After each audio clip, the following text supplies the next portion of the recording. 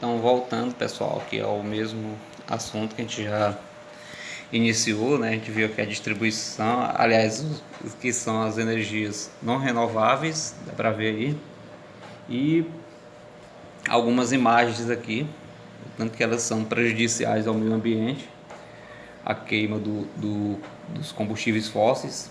Olha aí, ó, petróleo, o tanto que polui, né, o meio ambiente. E aqui reforça, né, as fontes de energia não renováveis são altamente poluentes e um dia devem se esgotar. O nome não renováveis é isso, né, que significa dizer que um dia vão se esgotar. E por isso, pessoal, em relação a essa possibilidade de esgotamento e também considerando principalmente os prejuízos que são gerados ao meio ambiente, é necessário um período de transição para nos adaptarmos à produção e utilização de novas fontes de energia.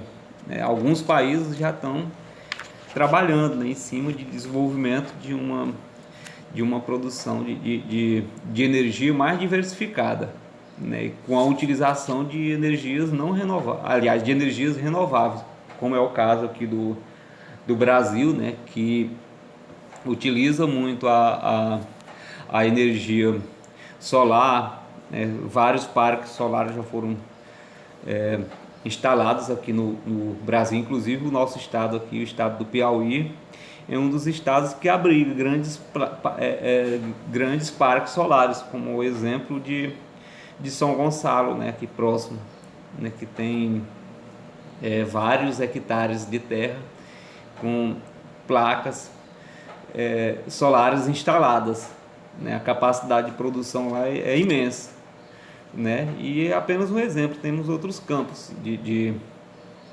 produção de energia solar aqui no Brasil, no Piauí.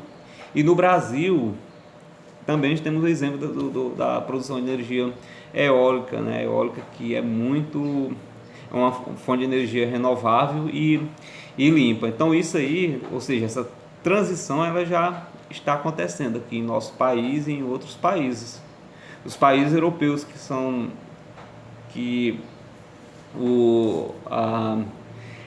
a disponibilidade de energia solar é bem menos do que aqui, como é o caso da Alemanha, Suécia, que são países muito frios, que boa parte do ano a incidência dos raios solares é pequena. Lá eles produzem energia solar. E o Brasil, que tem esse potencial todo, ainda está no início, posso dizer, né? Então é necessário que haja essa transição. A gente tem os países todos já devem pensar numa possibilidade de produção de energia mais diversificada, né? De ter fontes de energias mais diversificadas. Em qualquer país, gente, a energia é fundamental para a economia e a geopolítica, é o motor, né? Por isso é um setor considerado estratégico. A energia, não tem como um país crescer do ponto de vista econômico sem ter disponibilidade de energia. E aqui até diz, todas as atividades econômicas dependem de energia. Por exemplo, a indústria, a pecuária, a agricultura. O que faz mover as máquinas? Energia, né? Energia. E para que o país continue crescendo, tem que ter disponibilidade de energia e, de preferência, que essa energia seja produzida dentro do próprio país, né? Evitar a importação para que o custo seja menor e possa continuar crescendo dessa forma, né? Tem uma energia mais barata produzindo internamente. E aqui diz que os países, interessante, os países que almejam a autossuficiência em energia. O que é autossuficiência? Ter toda a energia que precisa, toda a energia que precisa ser produzida dentro do próprio país, né? Ser autossuficiente em produção de energia. Então, os países que almejam a autossuficiência energética e baixo custo na produção de energia, para não se sujeitar, aqueles que almejam a autossuficiência, no caso, o objetivo é para não se sujeitar a atividades econômicas às oscilações de preço das fontes importadas. A importação, gente, é o que faz a energia ficar cara. Aí vocês se tivesse na aula presencial poderia me perguntar, né? E o Brasil importa energia? Importa sim, o Brasil importa energia. Por exemplo, o carvão mineral nosso ele não é bom, né? E as fábricas, as termoelétricas que produzem energia a partir do calor, elas precisam de um carvão, né? De carvão de boa qualidade para produzir calor, né? E também a atividade industrial, ela precisa também do carvão. As siderúrgicas, por exemplo, elas precisam de um carvão mais puro, mais apurado, né? E o Brasil não tem que importar. O carvão que nós temos aqui não é muito de boa qualidade, é útil mais para as termoelétricas, que não precisa de um carvão muito puro, né? Já as siderúrgicas, elas precisam de um carvão mais apurado, e aí tem que trazer de fora. É necessária a busca por uma matriz energética diversificada, ou seja, produzir diversos tipos de energia para continuar crescendo. Vários países adotam essa estratégia no seu planejamento. Por quê? Porque é necessário, para tornar mais barato, como eu falei aqui. Se tiver as fontes de energia dentro do próprio país, acaba se tornando mais barato. O que torna energia cara é a importação, certo, gente? Olha aí, ó, alguns gráficos mostrando que a utilização de energia em algumas atividades. Por exemplo, o petróleo é frequentemente utilizado nos transportes.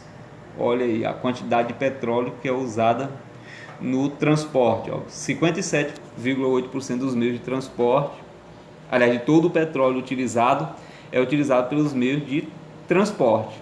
Para a produção pela indústria, 19,9%. Então, a maior parte do petróleo, dos derivados da energia oriunda do petróleo, é usada nos meios de transporte. O gás. O transporte os meios de transporte já não utilizam muito gás, né? Só 5,2%. Já a indústria ela utiliza muito, 45,3% de todo o gás produzido do mundo é usado pela indústria, né? E o carvão, a maior parte do carvão disponibilizado no mundo é usado pela atividade industrial. 76%, 76,1% é usado para atividade industrial. Você vê o tanto que o carvão ele é útil para indústria, né? Já para os outros aí a parcela é bem menor. Então o carvão ele é mais usado na atividade industrial.